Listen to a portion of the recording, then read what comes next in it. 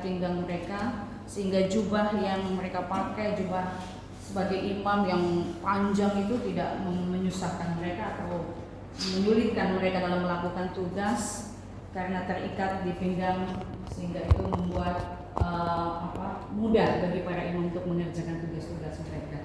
Jadi lambang ikat pinggang adalah sesuatu kain halus yang begitu mahal, begitu indah, yang dipakai, yang dilekatkan pada imam atau nabi yang pada saat itu bertugas.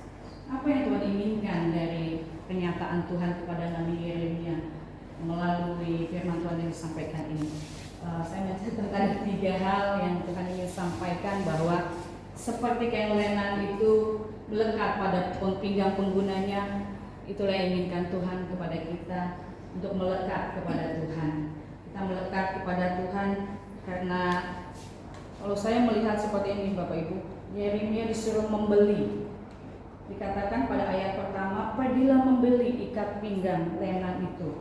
Ikat pinggang itu tidak didapat begitu saja percuma.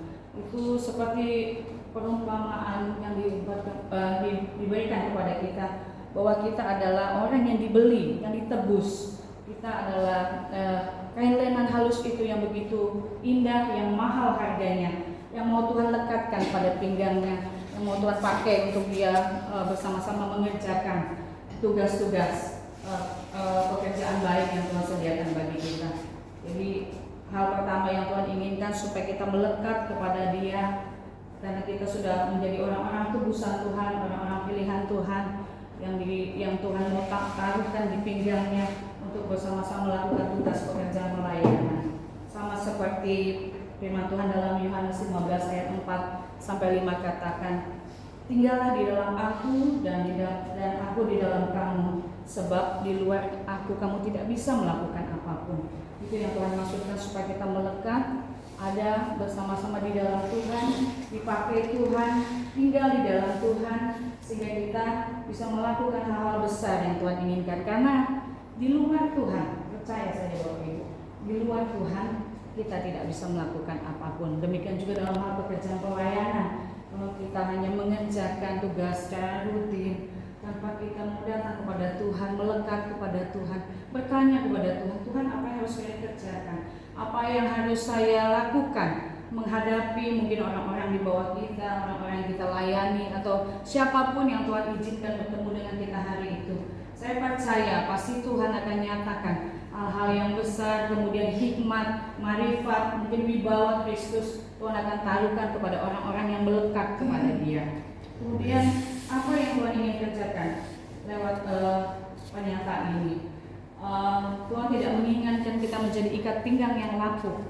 Yang kedua, kalau kita terlepas dari Tuhan, artinya tidak lagi Tuhan pakai, tidak dikenakan lagi kepada Tuhan, tidak melekat lagi kepada Tuhan, tidak lagi mendengarkan firman Tuhan, tidak mau lagi melakukan taat kepada apa yang Tuhan mau, kita menjadi ikat pinggang yang lapuk Bapak Ibu, yang tidak bisa lagi dipakai.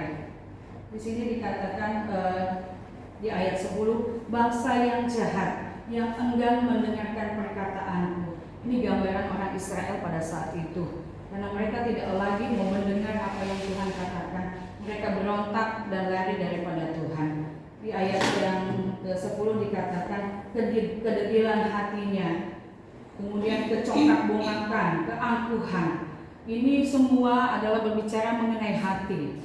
Mengenai hati, ketika kita mulai sombong atau kita mulai merasa diri kita mampu mengerjakan segala sesuatu sendiri tanpa pertolongan Tuhan, maka kita mulai tidak lagi mendengarkan kebenaran firman Tuhan, tidak lagi melakukan kehendak Tuhan. Jadi hatilah yang membuat segala tingkah laku kita ini menjadi berubah, menjadi sombong, menjadi congak, menjadi angkuh. Dan seperti katakan di dalam Yehezkiel 11 ayat 19 yang mengatakan dalam Matius 12 ayat 13, hati kita ini seperti tanah yang subur, yang ditanami, yang ditebarkan benih kebenaran firman Tuhan.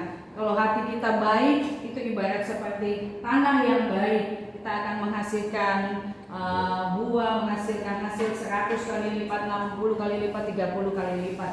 Tetapi kalau tanah itu tidak subur atau hati kita yang rusak, maka itu tidak lagi menghasilkan buah yang baik. Yang ketiga, apa yang Tuhan mau melalui pernyataan Tuhan kepada Nabi Yeremia itu, jadikan dirimu sesuai kehendak Tuhan. Jadi menjadikan hidup kita seperti apa maunya Tuhan, bukan apa yang kita mau. Seperti yang firman Tuhan katakan dalam Roma 8 ayat 17, biarlah dalam hal ini Bapakku dipermuliakan, yaitu jika kamu berbuah banyak, dengan demikian kamu akan menjadi murid-muridku. Satu hal yang Tuhan mau adalah Tuhan mempermuliakan kita.